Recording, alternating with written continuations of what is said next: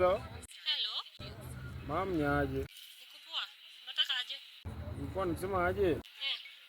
Naweza niwekea hapo mia sita.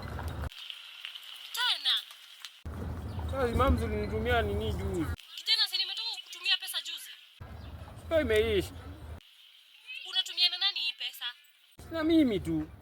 Unajua nimesikia rumors uko unaishi hapo na bibi na mtoto. Acha kuspread hizo rumors. Ma unajua hiyo song ya yani. Unaniwekea sasa ama? Kijana, sitaki ufala.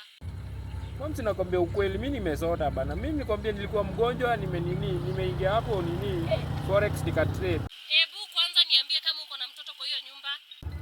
Unaruka hii story sana. Mtoto ya nani? Mtoto. Nimeambiwa kuna mtoto na bibi kwa hiyo nyumba. Hapana, kuna.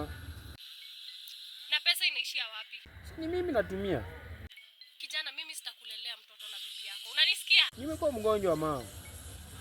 Mama mimi sina bibi. Na mbona sikujua ulikuwa mgonjwa?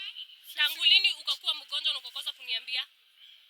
Mama sasa mimi ni mtu mkubwa, siwezi kuambia kila kitu. Haya, hata shughuli zako za pesa usiniambie. Ukisota pia usiniambie. Ma? Si umejifanya mkubwa? Ma?